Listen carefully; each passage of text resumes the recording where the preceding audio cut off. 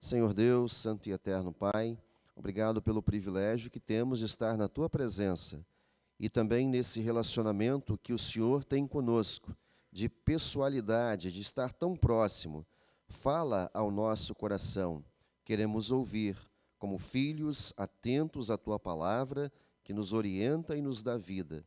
Ó Deus, que o Teu Espírito Santo nos guie nesse momento de reflexão e na nossa vida cristã, hoje e sempre. Amém. Amados irmãos e irmãs, o texto no qual meditamos como base é o texto do Evangelho, mas que também toma os outros textos emprestados dessa perícope para refletirmos nesse tema do Deus que quer estar conosco, do Salvador que está sempre nos acompanhando e quer um relacionamento muito pessoal e muito próximo a todos nós, hoje e sempre. Amém. Uma das grandes preocupações de alguns líderes de igrejas, pastores, membros comprometidos, é com o resultado da pandemia na vida dos crentes. E a grande pergunta é, será que as pessoas voltarão a frequentar a igreja quando tudo isso passar? Essa pergunta se repete de tempos em tempos e essa reflexão, ela também se faz necessária nesse dia. Muitas pessoas estão realmente preocupadas e algumas congregações já experimentam uma estatística negativa da volta dos membros ao convívio de um culto presencial, de uma atividade presencial da igreja. Eu não sei exatamente se a nossa estatística estaria correta se disséssemos o que eu vou dizer agora, mas a percepção que nós temos é que na nossa congregação, pelo menos, não mudou muita coisa. Aqueles que vinham aos cultos continuam gostando de vir. Aqueles que não gostavam não vêm também, como não vinham antes. E aqueles que são mais ou menos frios, vêm de vez em quando, como sempre vinham. E temos ainda em meio a essa estatística aquelas pessoas que ainda têm medo, e respeitamos esse medo. Pessoas que ainda têm algum receio de estar em comunhão. E a gente não adianta falar, mas vai em qualquer lugar, né? A gente tem que respeitar quando esse medo é sincero. E também sempre alertar aqueles que usam isso como desculpa para estarem na comunhão com Deus, na sua casa, no seu templo. E essa reflexão ela é muito importante nessa temática desenvolvida hoje pelos textos da Palavra de Deus, especialmente o texto do Evangelho. Porque o que eu sinto é que aqueles que, de fato, sentem o amor de Deus em sua vida, sentem sua graça, gostam de ouvir a voz de Deus falando ao seu coração, à sua vida, são aqueles que querem também estar em comunhão, em todos os tempos, enfrentando dificuldades, vencendo barreiras, mas querem viver essa comunhão na casa de Deus. Querem viver essa comunhão com a palavra, com o sacramento da ceia que Deus nos dá. E isso é um reflexo, quando isso acontece, é um reflexo de entendimento e de fé, principalmente, de que Deus quer ter um relacionamento conosco, próximo, pessoal, de cada um de nós. Quando sentimos isso, nós nos dizemos assim, hoje eu não vou porque vai mais gente lá, ou hoje eu não quero ir. Quando a gente sente que, de fato, Deus tem um relacionamento e quer ter um relacionamento próximo e pessoal a nós, nós também temos esse desejo. Nós também queremos viver isso em resposta ao amor de Deus. E eu não sei se estou me fazendo entender, mas é isso que Deus quer mostrar a todos nós em todo o tempo. Nós entramos por uma maré de desprezo à comunhão com Deus que vem esfriando as igrejas em muitos lugares. Pessoas que não têm um compromisso, de fato, de estarem nos cultos. Isso antes da pandemia. Isso muito antes daquilo que afastou, de fato, fez-se necessário afastar o convívio, a comunhão presencial no local onde também sempre cultuamos a Deus. Nós mesmos ficamos 4 meses na primeira leva, parados, sem cultos presenciais, e depois, no segundo momento, mais 2 meses praticamente. Desse ano e meio, um meio ano nós ficamos parados. Mas sempre que se falou de voltar os cultos, sempre houve sede e vontade dos irmãos de participarem. E eu creio, porque eu sinto isso na minha vida, que é um reflexo, é uma resposta de fé a esse entendimento, a essa certeza de que Deus não é um Deus distante, não é um Deus que está lá no céu e nós aqui na terra se virando e um dia a gente vai se encontrar. Mas é um Deus de fato presente na vida do seu povo. E todos os textos de hoje falam disso, todos eles. Quando olhamos para o Antigo Testamento, o texto do Salmo e também o texto de Lamentações de Jeremias, nós vemos o salmista render graças a Deus pelo seu socorro. E Davi chega um momento em que ele diz, quanto a mim, dizia na minha prosperidade, jamais serei abalado. Essa é a presunção, a prepotência, muitas vezes, a que chega o homem, o ser humano, quando ele está bem. Ah, está tudo bem, não vou ser abalado, estou tranquilo. E também se afastar de Deus numa situação dessa. Mas Davi volta e faz uma reflexão de que Deus apenas virou o rosto e ele ficou conturbado. A ausência aparente de Deus na vida desse homem, desse servo de Deus, abalou toda a estrutura de rei que ele era, de riqueza, e deu a ele um momento de perturbação, quando ele pareceu sentir que Deus lhe havia virado o rosto. Mas fato é que nós aqui sentimos que Deus se afasta, porque Ele não se afasta. Está sempre presente, cuidando dos seus filhos. E Davi desenvolve isso no Salmo, que traz essa reflexão. E nós somos chamados a crer, de fato, nessa presença de Deus, com graça, com amor a cada dia. Um Deus que, de fato, não nos abandona e condena, mas que quer manter esse relacionamento com a gente. Quando a gente pega o profeta Jeremias, que fala hoje no seu livro de Lamentações, e a gente tem que lembrar isso, né? Lamentações é um texto choroso, é um texto de um profeta desanimado, é o texto de um profeta que é violentado pelo povo que devia servir a Deus, e ele alerta esse povo. E ele chora, por isso o nome é Lamentações. Parece que Deus o abandonou, que chamou ele para ser profeta, mas deixou ele sozinho com esse povo cruel. E Jeremias desenvolve uma série de lamentações nos textos. Mas aqui ele chama o povo a crer numa coisa que é essencial para a vida do povo de Deus. Deus está com vocês. Deus se faz presente na vida de cada um de nós.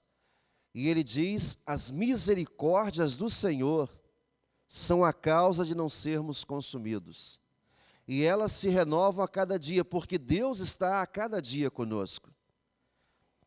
E isso nos traz uma reflexão sobre o pecado e a destruição que ele traz. Se Deus não estivesse com aquele povo do qual Jeremias está falando, se Deus não estivesse conosco, o nosso pecado nos destruiria. Entraríamos numa situação de caos terrível, que nós mesmos nos mataríamos, se não houvesse a presença de Deus com a sua palavra no meio do seu povo.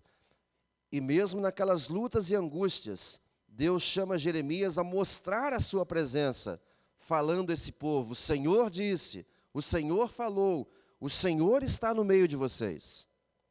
Porque Deus não se distancia, porque Deus não abandona o seu povo na miséria, na desgraça, para que ele seja consumido, mas o salva, o perdoa e constantemente o chama ao arrependimento para viver esse relacionamento pessoal.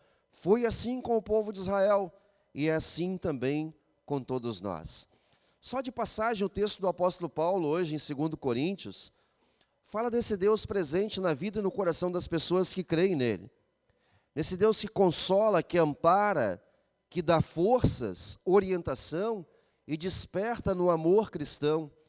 O texto é um dos textos mais profundos para falar de oferta cristã.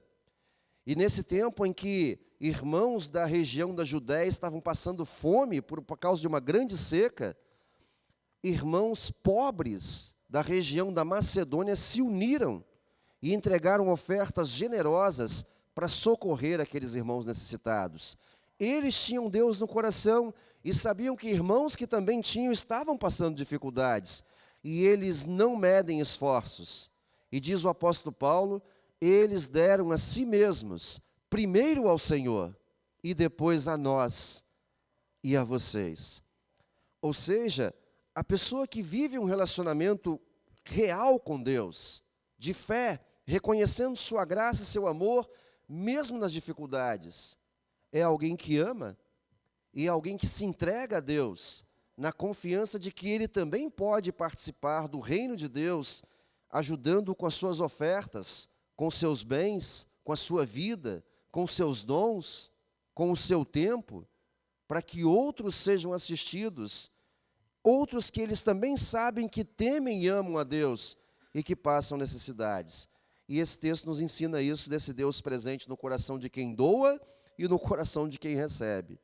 Mas o texto principal é o texto do Evangelho, onde Jesus mostra duas situações, vive duas situações, em que ele poderia simplesmente fazer algo e deixar bem no anonimato, mas ele não faz isso.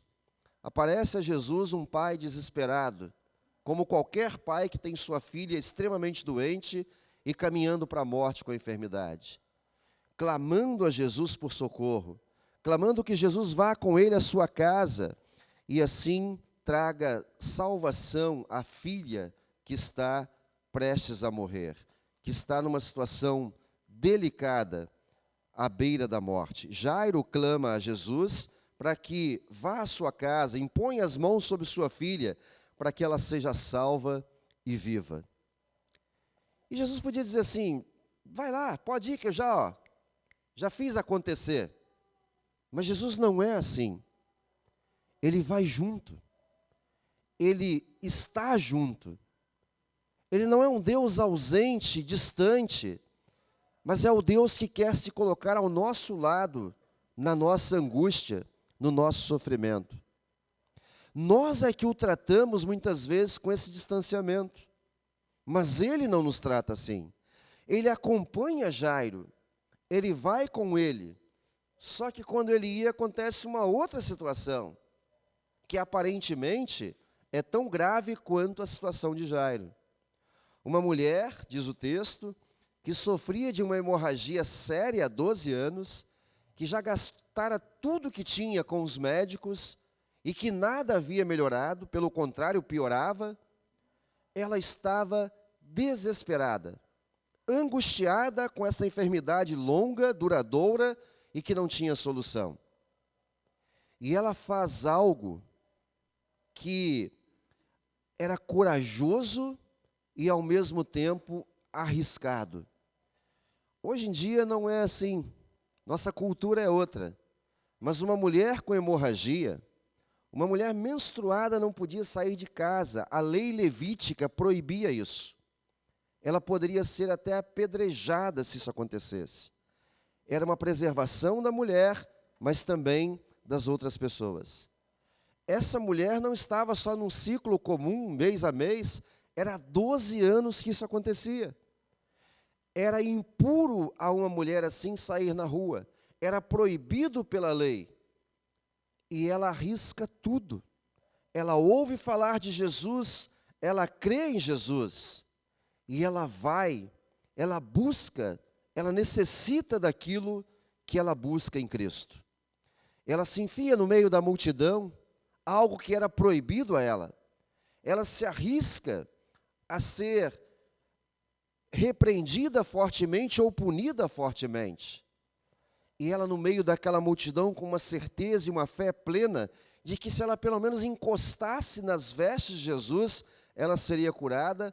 Ela faz isso. Ela se aperta e ela toca nas vestes de Jesus. E o texto diz que ela ficou curada, ela sentiu que ficou curada. Mas ela ficou apavorada diz o texto bíblico.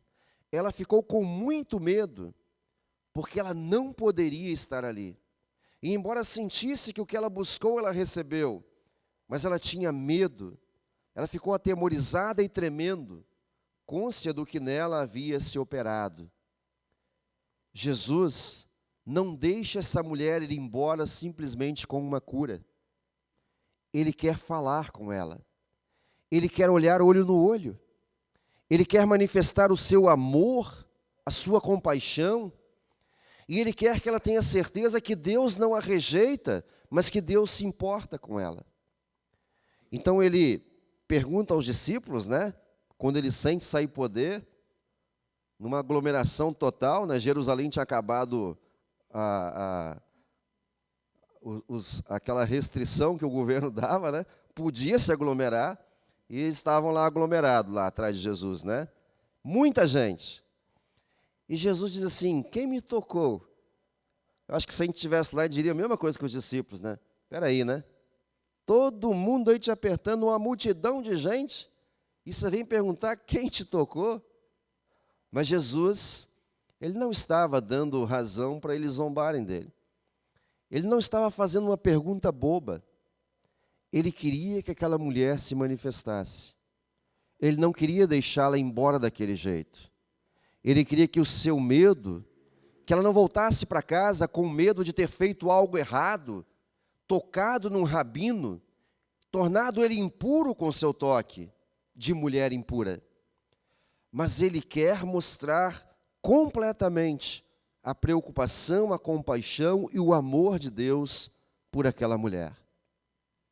E ele então a chama, ela se manifesta, ela mostra-se diante dele, e ele diz: filha, a tua fé te salvou, vá em paz, não com culpa, não com pensamento que fizeste algo errado vindo aqui, e não com o medo de voltar por isso a ter esse mal sobre você, mas vá em paz e fica livre do teu mal. Eu acho que esse texto ensina a gente uma coisa muito importante sobre impuros tocarem naquele que é puro. O pecado, o diabo e o mundo, eles afogam a nós cristãos, muitas vezes, na indignidade de nos aproximarmos do altar do Senhor para pedir perdão. Talvez você nunca tenha vivido isso, mas há pessoas que se afastam da comunhão, não têm coragem sequer de pedir perdão a Deus, porque estão sufocadas pelo pecado. Pessoas que não conseguem reagir, pessoas que não conseguem buscar ajuda. E nessa hora, o inimigo maligno coloca na consciência da pessoa que ela é um lixo e que Deus não a ama. O seu pecado faz ela se afogar nisso. E o mundo não providencia nenhuma solução para isso. Quantas pessoas deixam de vir à igreja, deixam de ser cristãs, por peso de consciência, coisas que não resolveram? Sentindo-se impuras, sentindo a sua consciência pesada, se acham indignas de estar na presença de Deus, têm medo dele e não se aproximam. E o nosso Deus, Ele não quer isso para a nossa vida. Ele quer que nós estejamos com Ele, porque Ele está conosco. Ele quer nos oferecer o perdão de modo muito pessoal, para que nós não tenhamos dúvida do que Ele nos deu, do que Ele nos conquistou. Deus não quer que você simplesmente faça uma meditação, ou tenha esse momento de confissão e absolvição, como algo mecânico, banal. A gente às vezes nem se concentra direito para isso. Talvez para muitos seja o momento mais chato do culto, ter que se humilhar e dizer assim: eu sou ruim, eu sou pecador, me perdoa.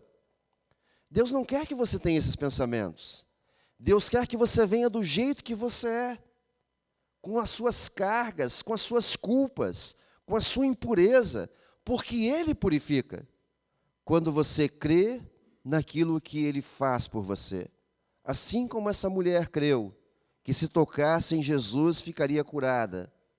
Deus quer que você saiba que toda vez que você se aproxima em arrependimento e fé, você é purificado pelo sangue de Cristo, que perdoa, que restaura e que salva. E essa mulher pôde ir para casa com essa certeza plena, verbalizada, dita por Jesus, ouvida por ela, sem medo, sem culpa, sem cisma, porque Jesus quer ter um relacionamento pessoal e próximo com ela, assim como também a mim e a você. Jesus ainda estava falando com ela quando chegam pessoas da casa de Jairo, o chefe da sinagoga, cuja filha estava morrendo, e diz assim: olha, tua filha já morreu, deixa Jesus em paz, por que ainda incomodas o mestre? E esse é o sentimento humano, né? Ou que não vale a pena orar a Deus, ou que se acontece, deixa para lá. Mas Jesus não se incomoda com isso e diz a Jairo: não temas, creia, crê somente. E vai para casa onde está a menina doente, agora morta. Chegando lá, ele vê grande alvoroço, choro, e ele diz: por que vocês estão agitados assim? E ele faz uma comparação de morte com sono, dizendo: a criança não está morta, mas dorme. Ela estava morta, porque para Deus o sono e a morte não tem diferença. Para Deus, nós somos cuidados por Ele no nosso sono temporário e no nosso sono eterno, no nosso sono da morte, porque Ele cuida de nós e tem algo muito especial para nós, além da morte, além do sono. Jesus, então, tem a zombaria dessas pessoas que riem dele, porque eles sabiam que a menina estava morta. E ele manda todos saírem e ressuscita aquela menina. Talita cumi, que quer dizer: menina, eu te mando, levanta-te, e a menina se levanta. E Jesus realiza esse milagre pessoal, com proximidade, para aquela família que precisava dessa restauração. E esses dois milagres, que mostram esse Deus que quer estar tão presente, veja como eles poderiam ser facilmente descartados da parte de Deus. Da mulher eu já falei, ela poderia voltar para casa com sentimento de culpa, e talvez a sua doença até voltar por causa desse sentimento ou qualquer outra coisa. Mas Jesus faz questão de mostrar que ela foi curada por Ele, e a fé que ela teve nele foi o canal de receber a sua graça e a sua restauração. Com Jairo também ele podia de longe curar a menina, e a menina, naquele meio tempo, morre. O Philip Yancey, que é um escritor que eu gosto muito de ler, ele diz assim que 2 dos maiores milagres que Jesus realizou no seu ministério terreno, ele realizou porque ele chegou atrasado, e esse foi um deles. O outro foi Lázaro, que ele também chega atrasado. Ele não vai imediatamente quando o chamam, e ele deixa acontecer e realiza esse milagre. Naquele também, mostrando essa proximidade, essa intimidade com aquela família que sofria. Mas Jesus traz essa certeza também nesse texto. Deus não é um Deus que faz milagres de longe. Deus não é um Deus centrado num trono no céu e nós aqui nos virando. Deus é um Deus presente em nossa vida. Aliás, é o único. Não é à toa que é chamado de Emanuel, Deus presente. Os deuses dos povos pagãos, cridos em todos os tempos, são deuses dos quais essas pessoas que, iludidas e perdidas, querem distância. Eles temem, eles sacrificam a eles fazem tudo o que a sua mente perturbada manda, mas eles não querem esses deuses presentes em sua vida. Eles querem ir longe porque eles são cruéis no seu pensamento. E essas pessoas temem esses deuses que elas mesmas inventam e creem. O nosso Deus é um Deus que faz tudo para estar próximo de nós.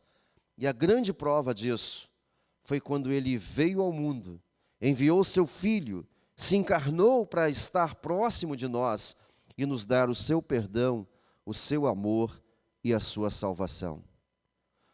Por isso, irmãos e irmãs, essa reflexão tem a intenção de nos chamar a consciência de que não dá para ser cristão relaxado. Não dá para ser cristão em casa e dizer, não preciso ir na igreja. Não preciso da comunhão da ceia. Não preciso me sentar num banco e ouvir alguém falar. Posso fazer tudo em casa. A pandemia talvez tenha acomodado muitas pessoas nessa realidade, mas eram pessoas já acomodadas, porque eu não conheço nenhum cristão fiel e verdadeiro que frequentava cultos com amor e dedicação, que hoje diz assim, não vou mais na igreja porque a pandemia me desanimou. Eu não conheço nenhum. Eu não sei se vocês conhecem. Eu conheço cristãos relaxados, que não aceitam nem visita e nem conversar, porque não querem saber de nenhum compromisso com Deus. Mas Deus, a esses assim mesmo, bate na porta do coração, seja por um pastor chato que fica insistindo em visitar, seja por irmãos na fé que o convidam de volta à comunhão. Continue insistindo com eles, porque Deus não quer ser um Deus distante, mas quer ser um Deus de proximidade, de um relacionamento pessoal com cada um de nós. E a grande prova foi, de fato, vir a este mundo e fazer tudo para mostrar isso a nós, para assumir a nossa culpa, pagar a nossa culpa na cruz, sofrer a nossa dor e nos livrar da condenação eterna no inferno. Porque esse Deus quer um relacionamento com você e comigo. Provou isso em todos os tempos da história da existência humana. Prova isso conosco, a cada dia, desde o nosso batismo, em todos os dias da nossa vida. A nossa incredulidade muitas vezes afasta Deus da nossa visão, mas Ele está conosco. E pela fé Ele quer ser visto, sentido na sua presença constante de amor e paz, de perdão e graça, de salvação e vida eterna, que Ele nos garante a cada um de nós pela fé em Cristo. Jesus quer ter um relacionamento pessoal e próximo com você. Que Deus Espírito Santo nos alimente e fortaleça nessa certeza, hoje e sempre. Amém. Nos coloquemos em pé, irmãos, e a paz de Deus, que vai muito além de todo entendimento humano, guarde os vossos corações e mentes na fé verdadeira em Cristo Jesus para a vida eterna. Amém. Amém.